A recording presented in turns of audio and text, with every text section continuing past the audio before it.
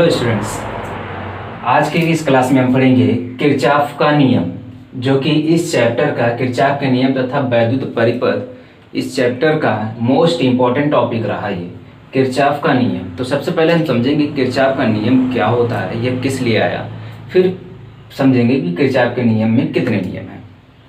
तो किरचॉफ का नियम जो है, जब इससे पिछला जो नियम हमने पढ़ा था, किसी भी वैद्युत परिपथ को सॉल्व करने के लिए हमने जो पिछला नियम पढ़ा था उसको कहते हैं ओम का नियम। तो ओम के नियम की सहायता से हम लोग किसी भी वैद्युत परिपथ के लिए कैलकुलेशन कर सकते हैं, यानी किसी भी वैद्युत परिपथ को सॉल्व कर सकते हैं, हल कर सकते हैं। किंतु कुछ ऐसे परिपथ भी होते हैं जिनसे ओम का नियम लगा के अगर सॉल्व किया जाए तो कैलकुलेशन काफ़ी लंबा हो जाता है, और कभी कभी ऐसा भी होता है कि सलूशन ही नहीं मिलता। तो यानी ओम के नियम को हर एक परिपथ में लगा के उस परिपथ का हल आप नहीं ढूंढ सकते। तो ओम के नियम को लगा के कुछ परिपथ का हल आप लोग नहीं ढूंढ सकते, तो ऐसे परिपथ का हल ढूंढने के लिए किरचॉफ ने ओम के नियम पर आधारित ही कुछ नियम दिए, जिन्हें हम कहते हैं किरचॉफ का नियम। तो यानी कि वैद्युत परिपथ में कुछ परिपथ ऐसे होंगे जिनसे ओम के नियम की सहायता से हल नहीं किया जा सकता। तो उस परिपथ को सॉल्व करने के लिए किरचॉफ ने कुछ नियम दिए हैं, जिन्हें हम कहते हैं किरचॉफ का वैद्युत परिपथ नियम। तो किरचॉफ का वैद्युत परिपथ नियम क्या होता है उसको हम लोग समझेंगे। तो ये किरचॉफ ने दो नियम दिए हैं। पहले नियम का नाम है संधि नियम अथवा धारा नियम, यानी करेंट रूल या जंक्शन रूल या फिर करेंट रूल या करेंट लॉ। तो ये जंक्शन रूल यानी संधि का नियम क्या होता है? तो किरचॉफ ने कहा कि वैद्युत परिपथ में, पहले जानिए कि संधि क्या होता है। तो संधि मतलब कि जैसे आप लोग किसी दो रस्सियों को आपस में लाके जोड़ देते हैं, तो जहाँ पे गांठ पड़ता है उसको हम लोग बोलते हैं संधि। तो ऐसे ही वैद्युत परिपथ में जब वायरिंग की जाती है, तो जो वैद्युत परिपथ में दो या दो से अधिक वायर जहाँ एक दूसरे को जुड़ते हैं एक दूसरे से, उसी बिंदु को हम लोग बोलते हैं संधि। तो वैद्युत परिपथ में जो संधि होता है वह दो या दो से अधिक तारों का संयोजन बिंदु होता है। तो संधि क्या होता है? दो या दो से अधिक तारों का संयोजन बिंदु, यानी जहां दो या दो से अधिक तार आके जुड़े हुए हैं उस बिंदु को बोलते हैं संधि। तो संधि का नियम आप समझते हैं। तो संधि के नियम में किरचॉफ ने सिंपली बोला कि किसी भी वैद्युत परिपथ में किसी भी संधि पर समस्त वैद्युत धाराओं का बीजगणितीय योग जो होता है वह शून्य होता है। यानी कि किसी भी परिपथ में अगर संधि है, यानी तार जुड़े हुए हैं, दो या दो से अधिक तार जुड़े हुए हैं, तो जिस बिंदु पे जुड़े हुए हैं उस बिंदु पर जो समस्त धारा होगी, उस समस्त धारा का जो बीजगणितीय योग होगा वह क्या होगा? शून्य होगा। तो बीजगणितीय योग का मतलब कि जैसे जो धारा उस बिंदु की ओर आ रही है, संधि की ओर आ रही है, उसको हम लोग प्लस लिखेंगे, और जो धारा संधि से जा रही है उसको हम लोग क्या लिखेंगे? माइनस। तो इसको हम लोग बोलते हैं, और प्लस और माइनस दोनों को अगर जोड़ दिया जाता है जैसा चिन्ह है उसी के साथ, तो इसको बोलते हैं बीजगणितीय योग। तो किरचॉफ के प्रथम नियम में, किरचॉफ का प्रथम नियम यानी संधि के नियम में क्या कहा गया है कि किसी भी परिपथ के संधि पर आने वाली समस्त धाराओं का बीजगणितीय योग शून्य होता है। तो यानी कि परिपथ के किसी भी संधि पर वैद्युत परिपथ के किसी भी संधि पर समस्त वैद्युत धाराओं का बीजगणितीय योग शून्य होता है।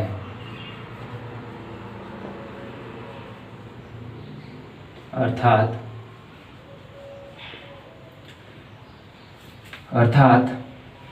आई धारा है और यह समेशन मतलब बीजगणितीय योग। तो समेशन आई इक्वल टू क्या होता है? शून्य। यही किरचॉफ का प्रथम नियम है। तो जैसे मैं एक सिंपल सा परिपथ बना रहा हूँ,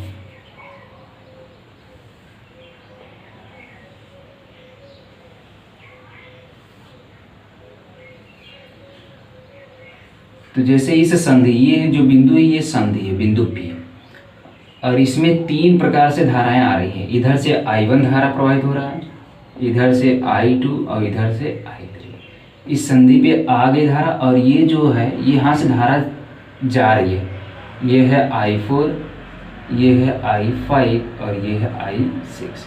तो किरचॉफ ने क्या बोला कि किसी भी संधि पर मिलने वाली समस्त धाराओं का बीजगणितीय योग, कितनी धारा है, कुल 6 धारा हैं, सबको जोड़ देंगे।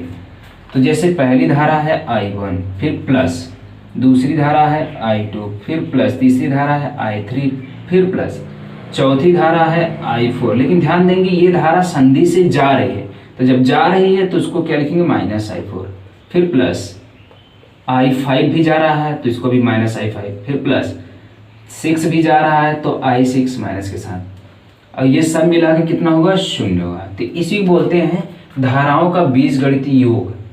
और किरचॉफ ने प्रायोगिक तौर पे ये पाया था कि अगर जितनी भी धाराएं आ रही किसी भी संधि पर और या संधि से जा रही है, सबको अगर जोड़ दिया जाए तो कितना मिलता है, आंसर 0 मिलता है। तो यानी किसी भी संधि पर धाराओं का, समस्त धाराओं का बीजगणितीय योग 0 होता है। तो यहाँ से देखिए हम क्या पाते हैं, I1 plus I2 plus I3, और ये I4 I5 I6 सब माइनस है तो राइट साइड जाएगा तो क्या हो जाएगा, प्लस। तो I4 plus I5 plus I6। तो यहाँ पे देखिए ये क्या है, ये संधि की ओर आने वाली धारा है। I1 I2 I3 ये संधि की ओर धारा आ रही है, और ये धारा कहाँ है, संधि से जा रही है, I4 I5 I6। तो यानी कि संधि की ओर आने वाली धारा यह बराबर है संधि से जाने वाली धारा। तो इसको हम लोग ऐसे भी लिख सकते हैं, अतः संधि पर आने वाली धारा बराबर संधि से होकर जाने वाली धारा। तो यह किरचॉफ का प्रथम नियम है, जिसे हम ऐसे भी बोल सकते हैं। 2 तरीके से हम लोग बोल सकते हैं, कैसे, कि किसी भी संधि पर समस्त धाराओं का बीजगणितीय योग 0 होता है। दूसरी भाषा में हम लोग क्या बोल सकते हैं, दूसरे सेंटेंस में, कि संधि पर आने वाली धारा बराबर संधि से जाने वाली धारा। यानी कि अब सुनिए अच्छा, संधि पर आने वाली धारा बराबर संधि से जाने वाली धारा, यानी जितनी धारा संधि पर आ जा रही है उतनी धारा फिर संधि से चली जा रही है। यानी संधि पर जो धारा है वो 0 है, यानी संधि पर कुल धारा कितना बचा, 0। वहीं पहला बोला गया है कि संधि पर कुल धारा कितना है, 0। कुल धारा मतलब समस्त धाराओं का योग। जितनी धारा संधि पे आया उतनी धारा संधि से चला गया, यानी संधि पे धारा बचा ही नहीं, यानी संधि पे धारा कितना है, 0, यही बोला गया है। यानी कि जितनी ऊर्जा आई उतनी ऊर्जा फिर चली गई, यानी जितना आवेश आया, धारा का मतलब आवेश, जितना आवेश आया संधि पर उतना ही आवेश फिर चला गया है, यानी संधि पर कोई भी आवेश बचा नहीं, जितना आया उतना ही गया। यानी कि संधि पर जो होता है वो आवेश संरक्षित होता है, यानी किरचॉफ के प्रथम नियम में आवेश का लॉस नहीं होता। यानी संधि के नियम यानी धारा के नियम में आवेश संरक्षित रहता है, जितना आवेश आया संधि पे फिर संधि से उतना ही आवेश परिपथ में आगे चल गया, यानी परिपथ में कोई भी आवेश का लॉस नहीं होता। तो यानी कोई भी पूछेगा कि किरचॉफ का प्रथम नियम यानी धारा नियम किस नियम का पालन करता है, तो क्या कहेंगे, आवेश संरक्षण का नियम का पालन करता है, आवेश संरक्षण।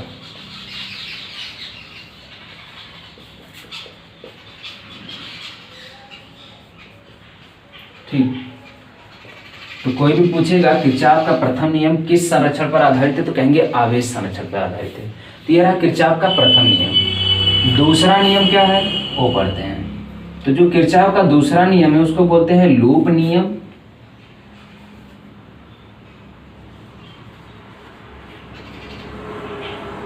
लूप नियम या फिर बोल्टता नियम, बहुत इंपॉर्टेंट है। तो किरचॉफ का लूप नियम या फिर बोल्टता नियम, लूप लॉ, लूप लॉ या फिर वोल्टेज लॉ।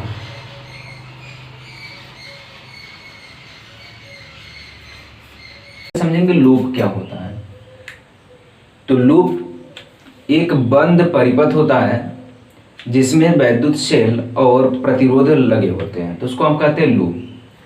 तो किरचॉफ ने लूप संबंधी एक नियम दिया था जिसे हम लूप नियम या फिर वोल्टता नियम कहते हैं।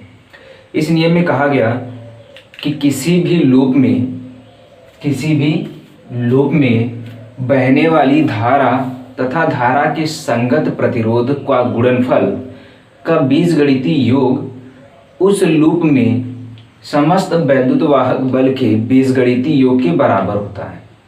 क्या कहा गया है इसमें कि किसी भी लूप में प्रवाहित धारा तथा उसके संगत प्रतिरोध का गुणनफल का बीजगणितीय योग उस लूप में लगे समस्त वैद्युत वाहक बल के बीजगणितीय योग के बराबर होता है।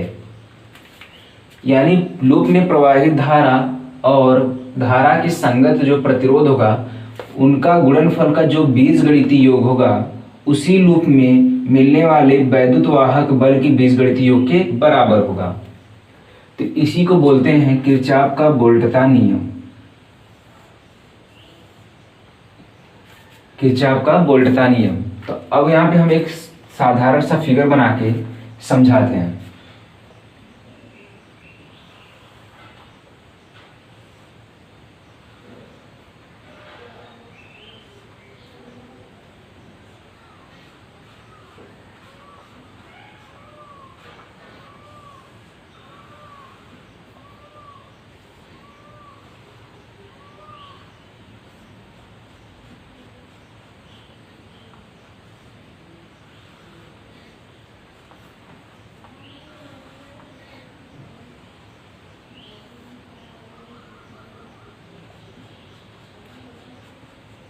ये एक साधारण सा परिपथ हम समझाने के लिए ले रहे हैं। ये दो सेल लगे हुए हैं, यहाँ पे दो लूप है, एक लूप यहाँ पे एक लूप यहाँ पे। लूप मतलब बॉक्स जैसा। तो इस लूप में जो पहला सेल है इसका वैद्युत वाहक बल E1 है और ये प्रतिरोध में R11, और ये जो सेल है इसका वैद्युत वाहक बल E2 और ये प्रतिरोध R2 और ये प्रतिरोध क्या है R3 है। तो इस लूप में हम लगाएंगे किरचॉफ का नियम। तो कोई भी लूप होगा उसमें किरचॉफ का प्रथम नियम जरूर लगेगा। प्रथम नियम के बाद ही हमेशा द्वितीय नियम लगाएंगे हम लोग। तो पहले प्रथम नियम कैसे लग रहा है वो देख लेते हैं। तो प्रथम नियम क्या होता है? संधि का नियम या धारा का नियम। ये क्या कहता है कि किसी परिपथ में किसी भी संधि पर, तो पहले संधि लिखते हैं। तो देखिए ये सेल है, तो सेल से धारा प्लस सिरे से निकलता है ऐसे। तो यहाँ से जो धारा निकल रहा है उसको मैं लिख रहा हूँ I1। यहाँ से जो सेल से धारा निकल रहा है उसको मैं लिख रहा हूँ I2। तो अब देखिए यह है संधि, इधर से I1 आ रहा है और इधर से I2 आ रहा है। तो I1 और I2 इस संधि पे मिल गए। और किरचॉफ का प्रथम नियम क्या कहता है कि किस संधि पर आने वाली धारा और बराबर संधि से जाने वाली धारा। तो संधि पे ये दोनों धाराएं आ रही है तो जाएंगी कितनी? ये दोनों मिलके। तो I1 और प्लस I2 ये हो गया जाने वाली धारा। क्यों? क्योंकि आने वाली धारा ही ये दोनों है तो जाएंगे भी ये दोनों। ऐसे होते हुए ये धारा यहाँ तक पहुंची। अब देखिए यहाँ पे फिर से संधि आ गया। यहाँ पे धारा कौन सा पहुंच रहा है? I1 और प्लस I2। किरचॉफ का प्रथम नियम क्या कहता है कि आने वाली धारा बराबर जाने वाली धारा। तो यहाँ से धारा देखिए I1 प्लस I2 आ रहा है और यह संधि पे दो वायर जुड़े हैं, एक इधर जा रहा है एक इधर। तो इधर धारा इधर चली आएगी, इधर की धारा कितना था? I2 और इधर धारा कितनी चली जाएगी? I1। तो अब इन दोनों को ऐड करेंगे तो फिर से ही मिल जाएगा। तो संधि की ओर आने वाली धारा बराबर संधि से जाने वाली धारा। ये प्रथम नियम लगा जो कि संधि का नियम है। द्वितीय नियम क्या कहता है कि किसी भी लूप, यहाँ दो लूप, एक लूप यहाँ पे एक लूप यहाँ पे। इस लूप को मैं लिख रहा हूँ फर्स्ट लूप और यह है सेकेंड। तो क्या कहता है? किसी भी लूप में प्रवाहित धारा तथा उसके संगत प्रतिरोध। प्रवाहित धारा तथा संगत प्रतिरोध मतलब कि जिधर धारा प्रवाहित हो रही है उसी के रास्ते में जो प्रतिरोध मिल रहा है उसका गुणा करेंगे और जितने भी प्रतिरोध होंगे सब में गुणा करके उसको जोड़ देंगे। बीजगणितीय योग। बीजगणितीय योग का मतलब कि धारा की दिशा में अगर प्रतिरोध कोई मिल रहा है तो उसको हम लोग प्लस लिखेंगे, अगर धारा के विपरीत अगर है तो उसको हम लोग क्या लिखेंगे? माइनस। यानी अगर हम जिधर गति कर रहे हैं तो उस दिशा में अगर धारा प्रवाहित हो रहा है तो उसको प्लस लिखेंगे, अगर विपरीत दिशा में प्रवाहित हो रहा है तो उसको माइनस लिखेंगे। तो किरचॉफ का द्वितीय नियम लगाने से पहले एक नियम आपको जानना होगा कि आप किसको प्लस लिखेंगे, किसको माइनस लिखेंगे, क्योंकि बीजगणितीय योग में प्लस और माइनस दोनों लिखा जाता है। तो किरचॉफ ने बोला कि नियम लगाते समय यह ध्यान रखना है कि आप जिस दिशा में गति करेंगे वो दिशा कैसे निर्धारित करेंगे, किसी भी एक सेल से के ऋण टर्मिनल से धन टर्मिनल की तरफ गति करेंगे। यह ऋण टर्मिनल है या धन टर्मिनल, किसी भी सेल से, तो इस सेल के ऋण टर्मिनल से धन की तरफ ऐसे गति करेंगे, इसी दिशा में ऐसे मुड़ेंगे। तो यानी कि ऐसे चलेंगे एंटी क्लॉकवाइज, इस तरीके से ऐसे। तो जिस दिशा में हम गति कर रहे हैं अगर धारा भी उसी दिशा में गति कर रहा है, यानी उसी दिशा में धारा प्रवाहित हो रहा है, तो उसको हम लोग प्लस लिखेंगे। अगर धारा विपरीत दिशा में तो उसको लिखेंगे माइनस, जैसे इस लूप में मैं बता रहा हूं। प्रथम लूप में, तो प्रथम लूप में किरचॉफ का द्वितीय नियम किरचॉफ वोल्टेज लॉ केवीएल लिखते हैं। तो किरचॉफ वोल्टेज लॉ लगाते हैं। देखिए पहला सेल क्या है E1, तो सेल को भी पॉजिटिव नेगेटिव दोनों लिखते हैं क्योंकि यहाँ पे बीजगणितीय योग लगा है। तो पहले क्या करते हैं, पहले सेल से ही मैं लिखना प्रारंभ करता हूँ। तो देखिए ये नियम होता है कि किस सेल के अगर निगेटिव से पॉजिटिव की तरफ चल रहे हैं, यानी अगर पॉजिटिव की तरफ आप जा रहे हैं, यानी धन की तरफ अगर आप जा रहे हैं तो उसको प्लस साइन से लिखाएंगे। अगर माइनस की तरफ अगर आप जाते हैं तो उसको क्या लिखेंगे, माइनस लिखेंगे। तो अभी यहाँ पे देखिए निगेटिव से पॉजिटिव की तरफ गति कर रहे हैं ऐसे, तो इसको क्या लिखेंगे, प्लस लिखेंगे। तो ये हो गया E1 के पहले प्लस। अब आगे बढ़ते पूरे पहले वैद्युत वाहक बल को लिख लेते हैं, राइट हैंड साइड को लिख लेते हैं। यहाँ से मैं यहाँ पहुंचा, अभी कोई वैद्युत वाहक बल नहीं मिला, एक यहाँ मिल गया वैद्युत वाहक बल। तो अब देखिए जब यहाँ मिला तो हम इस दिशा में गति कर रहे हैं, इस दिशा में, यहाँ से इधर जा रहे हैं। तो यहाँ पे पहले क्या है प्लस, फिर बाद में क्या है माइनस, यानी प्लस से माइनस की तरफ जा रहे हैं। जब हमने बोला कि माइनस से प्लस की तरफ जाओगे तो प्लस लिखोगे, अगर प्लस से माइनस की ओर बढ़ोगे तो उसको क्या लिखोगे, माइनस। ये हो गया माइनस, क्या है E2। और आगे बढ़ते हैं, और आगे बढ़ते कोई सेल नहीं मिला हम, तो अब क्या लिखेंगे, इक्वल, यानी सेल का वैद्युत वाहक बलों का बीजगणितीय योग लिखा गया। अब क्या लिखना है, I/R, यानी प्रवाहित धारा और संगत प्रतिरोध का गुणनफल लिखना है। तो चलिए फिर से राउंड मारते हैं। इस सेल से चलना स्टार्ट किया, अभी कोई प्रतिरोध नहीं मिला, अभी कोई प्रतिरोध नहीं मिला। यहाँ मिला प्रतिरोध कितना है, R2, और इसमें धारा प्रवाहित हो रहा है I2। लेकिन देखिए हम जा रहे हैं इस दिशा में ना, एरो इस दिशा में लगा है, लेकिन यहाँ पे धारा जो है वो विपरीत दिशा में आ रहा है। हम तो जा रहे हैं ऐसे, ऐसे गति करेंगे, लेकिन धारा किधर आ रहा है, जस्ट विपरीत। तो क्या लिखेंगे उसको, माइनस। धारा कितना I2, प्रतिरोध कितना है R2। आगे बढ़ते हैं, और कोई प्रतिरोध मिल रहा है, यहाँ प्रतिरोध मिला R1, और धारा कौन से जा रहा है, I1। तो R1 में I1 का गुणा हो जाएगा। अब प्लस लिखेंगे माइनस, तो देखिए हम भी ऊपर जा रहे हैं ऐसे, और धारा का दिशा भी ऊपर है, तो क्या लिखेंगे, प्लस। तो हो गया I1 R1। इसी तरीके से लगाते हैं। द्वितीय लूप में आते हैं, तो द्वितीय लूप में भी वही नियम है।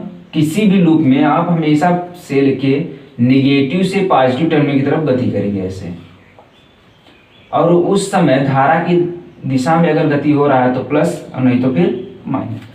तो सेल देखिए निगेटिव से पॉजिटिव तरफ यानी धन की तरफ जा रहा है, तो उसको क्या लिखेंगे, धन, क्या है E2। और इस लूप में कहीं सेल है नहीं है, तो बराबर लिखेंगे। अब आते हैं धारा और प्रतिरोध का गुणनफल। ऐसे लिखिए, धारा तो है, अभी प्रतिरोध नहीं मिला, यहाँ मिला प्रतिरोध, क्या है R3। इसमें गुणा किसका करना है, धारा का। इसमें कौन सी धारा प्रवाहित हो रही है, ये धारा। तो अब देखिए हम भी जा रहे हैं इसी दिशा में, धारा का एरो भी उसी दिशा में, तो क्या लिखेंगे, प्लस। तो I1 प्लस I2 का गुणा करके आगे बढ़ते हैं। आगे बढ़ते भी कोई प्रतिरोध नहीं मिला। अब देखिए इधर घूम रहा है तो प्रतिरोध मिला, कितना है R2, और इसमें कौन सी धारा प्रवाहित हो रही है, I2। अब प्लस लिखेंगे माइनस, तो देखिए हम ऐसे घूमते हुए फिर इधर ही जा रहे हैं, ऐसे ही एरो लगा हुआ है, इधर ही जा रहे हैं, और धारा की दिशा भी इधर ही है, तो क्या लिखेंगे, प्लस। तो हो गया किरचॉफ का द्वितीय नियम। तो किरचॉफ का द्वितीय नियम क्या कहता है कि किसी भी लूप में बहने वाली धारा तथा उसके संगत प्रतिरोध के गुणनफल का बीजगणितीय योग उस लूप में जुड़े सेलों के वैद्युत वाहक बलों के बीजगणितीय योग के बराबर होता है। तो ये किरचॉफ का द्वितीय नियम है।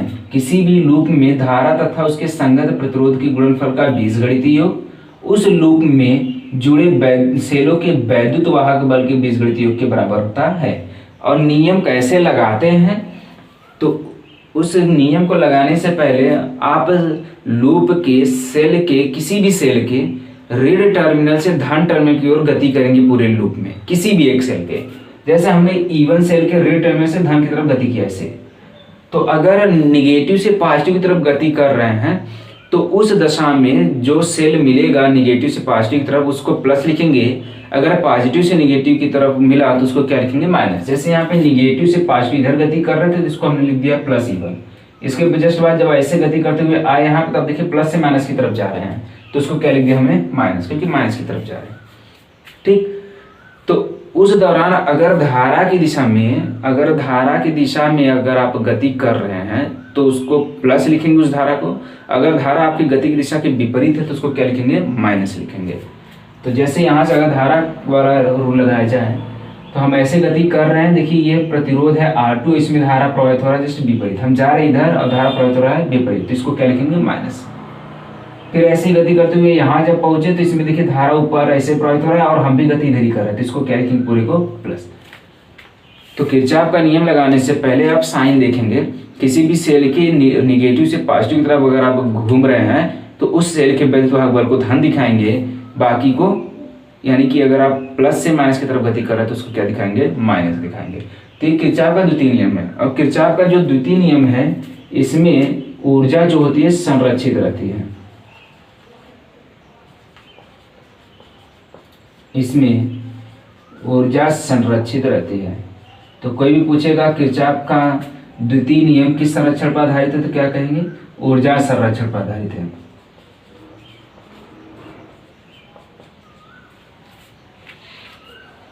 अब एक तो क्वेश्चन सॉल्व करते हैं इस पे।